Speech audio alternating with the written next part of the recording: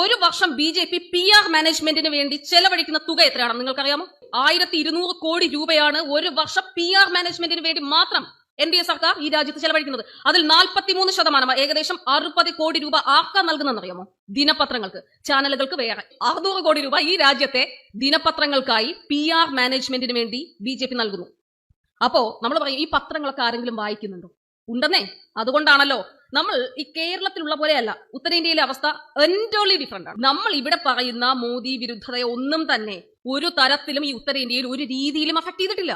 അവിടെയുള്ള ജനങ്ങൾ ഇപ്പോഴും കരുതിക്കൊണ്ടിരിക്കുന്നത് ഈ പറയുന്നത് പോലെ ഇങ്ങനെ ഒന്നുമല്ല, മോദിയാണ് വികസന നായകൻ എന്ന് തന്നെയാണ്. ഈ കഴിഞ്ഞ ലോക്സഭാ തെരഞ്ഞെടുപ്പിന് തൊട്ടു മുൻപ് ഈ പല ഇടങ്ങളിലും നമ്മൾ ചില പോസ്റ്ററുകൾ കണ്ടു. കാരണം PM യോജന, പ്രധാനമന്ത്രി യോജന വഴി ഇത്ര സംഭവങ്ങൾ ആളുകൾക്ക് കിട്ടി, ഇത്ര വീടുകൾ കിട്ടി, അല്ലെങ്കിൽ ഇത്ര ലോണുകൾ കിട്ടി എന്നൊക്കെ പറഞ്ഞിട്ട് വലിയ ക്യാമ്പയിൻ നമ്മുടെ കേരളത്തിലും കണ്ടു. ഞാൻ കേരളത്തിലും പല ഇടങ്ങളിലും ഈ പറയുന്ന പോസ്റ്ററുകൾ കണ്ടിട്ടുണ്ട്. വലിയ ഹോർഡിങ്സ് വെച്ചിട്ടുണ്ട് പല ഇടങ്ങളിലും. അത് ഉത്തരേന്ത്യയിൽ സജീവമായി വെച്ചിരുന്നു.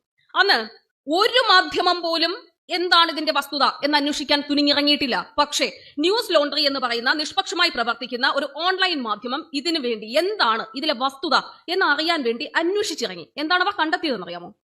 ഇതൊരു സെറ്റ് ടേക്കാണ്. അതായത് ഈ ഹോർഡിങ്ങിൽ ഉണ്ടായിരുന്നത് ഇങ്ങനെ ഇദ്ദേഹത്തിന്റെ പ്രധാനമന്ത്രിയുടെ പദ്ധതി വഴി ഞങ്ങൾക്ക് ഒരു വീട് കിട്ടി, ഞങ്ങളുടെ വീട് ഈ ഒരു കുടിലായിരുന്നു, ഇപ്പോഴത്തെ വീട് ഇത്ര വലിയ വീടാണ്. ഇതാണ് സംഭവം.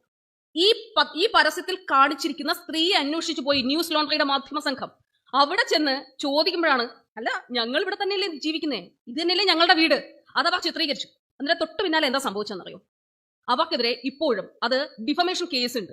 എന്തിനാണ് ഡിഫമേഷൻ? അതായത് അവർ ആ വസ്തുത പുറത്തേക്ക് കൊണ്ടുവരുന്ന സമയത്ത് അപകീർത്തി കേസ് ഉണ്ടാവുകയാണ് മാധ്യമങ്ങൾക്കെതിരെ.